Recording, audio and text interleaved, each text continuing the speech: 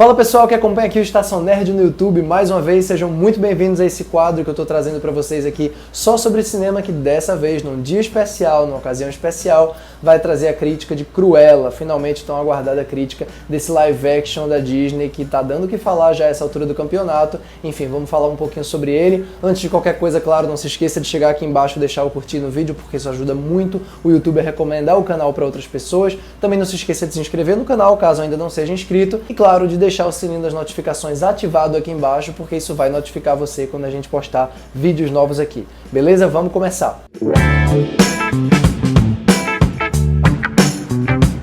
Também não custa nada lembrar que, caso você tenha interesse em outros conteúdos relacionados a cinema, você também pode conferir o meu próprio canal aqui no YouTube, Sessão Restrita. O link você vai encontrar aqui embaixo na descrição, assim como a minha conta do Letterboxd, em que eu estou sempre fazendo comentários ao longo das semanas, ao longo dos meses, dos lançamentos que eu vou assistindo, seja na hora que eles estão saindo ou um pouco atrasados. Quem viu a lista que a gente postou aqui uns meses atrás dos filmes mais aguardados, pelo menos dos meus filmes mais aguardados para esse ano, viu que o Cruella estava lá na lista, apesar de ser um live action da Disney que muita gente está problematizando o tempo inteiro, né? Essa coisa de pra que fazer de novo, pra que reformular essas histórias que a gente ama tanto, né? Enquanto outros defendem com unhas e dentes e vão assistir com toda a vontade, outros tantos também reclamam. Então como é que você coloca um filme desse numa lista de filmes mais aguardados do ano? Bem, eu não sei, cada um tem seu próprio histórico com os desenhos animados. Eu pessoalmente gosto demais do 101 Dálmatas, é um filme que tem uma ligação sentimental muito grande com a minha infância, e a personagem da Cruella eu sempre achei uma personagem fascinante, até nos filmes ali que a Glenn Close fez no final da década de 90, né, o 101 Dálmatas e 102 Dálmatas, que são filmes muito fraquinhos no todo, mas aqui a Glenn Close brilha totalmente, os figurinos brilham totalmente, porque é uma personagem muito interessante, que quando bem vestida e bem interpretada consegue elevar até filmes mais ou menos. Aqui, no entanto, eu fico muito feliz de dizer para vocês, e não é exatamente uma surpresa para mim, porque eu tinha boas expectativas com relação a esse filme, que é dirigido pelo Craig Gillespie, que é o diretor do Eutônia, né?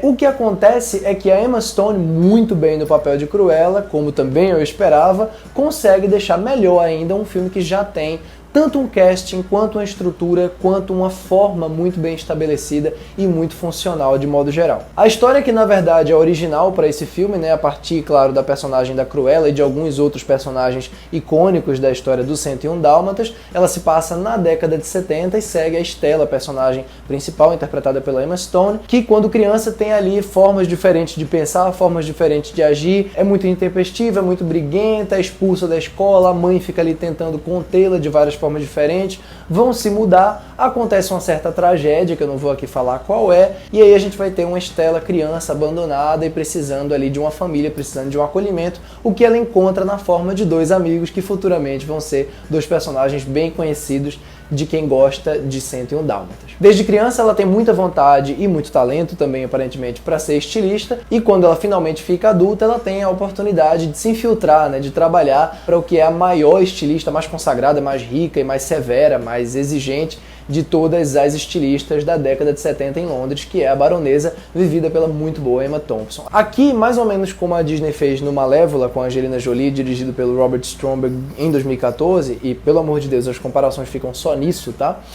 Eles querem transformar essa vilã consagrada e cruel mesmo, terrível, numa figura um pouco mais relacionável, que na verdade não é exatamente uma vilã da maneira como ela é posta aqui. A vilã da história é a personagem da baronesa, a Emma Thompson, né? Por isso que eu falei que as comparações com o Malévola terminam nessa pequena comparação de eles tentarem fazer uma anti-heroína da personagem que era uma vilã mesmo, caricata, na animação. Enquanto o Malévola ficava num sentimentalismo que nem ia nem vinha, né? Ficava ali basicamente, de Malévola não tinha nada, né? Era uma personagem totalmente plana, que era boa praticamente o filme inteiro. A Cruella é uma personagem muito mais cheia de complicações mesmo, já que ela é uma figura de um mundo real, né? Não de um mundo de fantasia, também tem esse detalhe. E ela tem muito mais turbulência, ela tem muito mais ambiguidade mesmo, né? O que aconteceu com ela no passado, uma determinada tragédia que é típica realmente da Disney, isso daí é uma coisa que o filme não foge muito da fórmula usual, né, dos desenhos animados, por exemplo, essa coisa de uma personagem órfã e tudo mais, esse trauma do passado.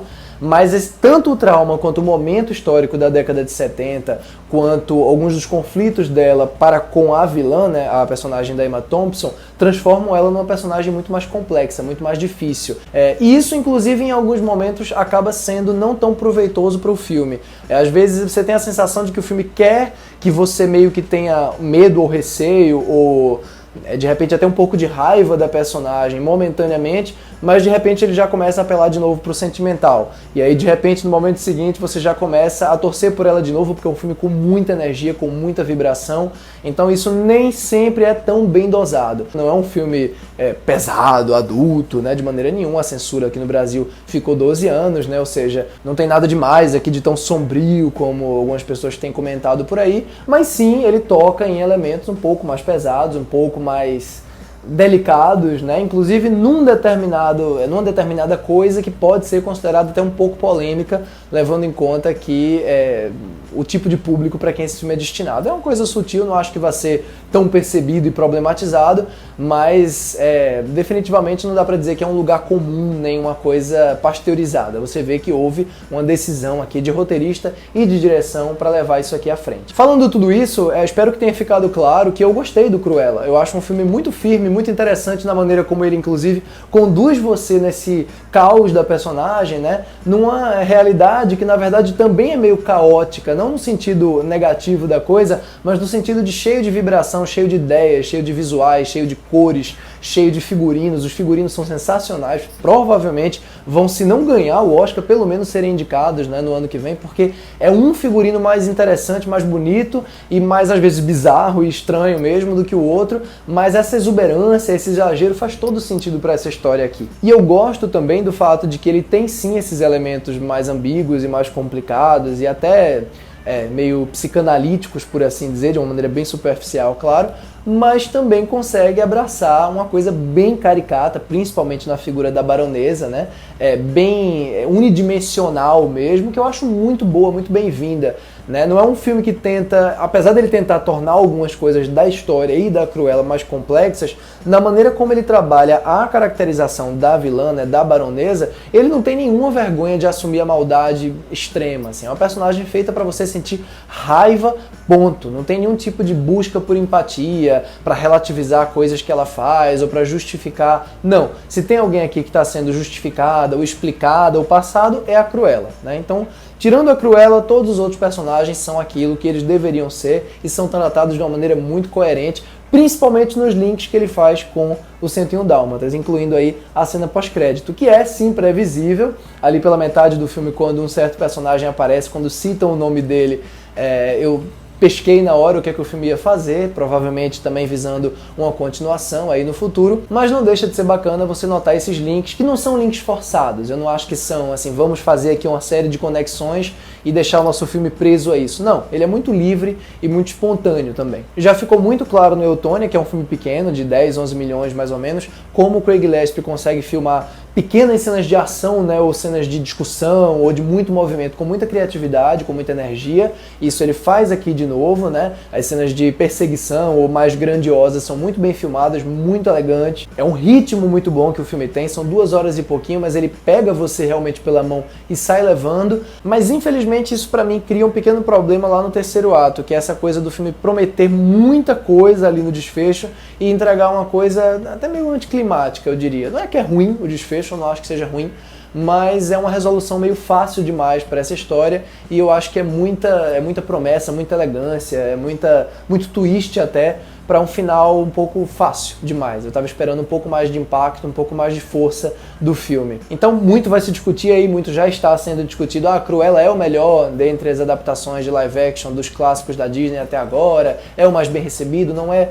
Bom, a recepção por aí não interessa. Honestamente, na minha opinião, eu acho esse daqui certamente um dos 2 ou 3 mais bem sucedidos. Eu não coloco ele no topo porque o Mowgli do Jon Favreau ainda é o meu preferido, já que ele consegue fazer uma reconfiguração muito inteligente do desenho e muito redonda, e esse Cruella aqui ele não é tão redondo quanto o Mowgli de 2016, na minha opinião. Dito isso, é um filme com ainda mais personalidade, com força, com estilo, com 2 atrizes muito boas e que entendem bem as personagens delas e que principalmente se divertem juntas e, mais importante ainda, carregam o público nessa diversão, fazem você fazer parte disso. E é isso, eu espero que vocês tenham curtido essa crítica. Mais uma vez, curta o vídeo, se inscreva no canal e ative o sininho. Um abraço para todos e até o próximo vídeo. Tchau, tchau!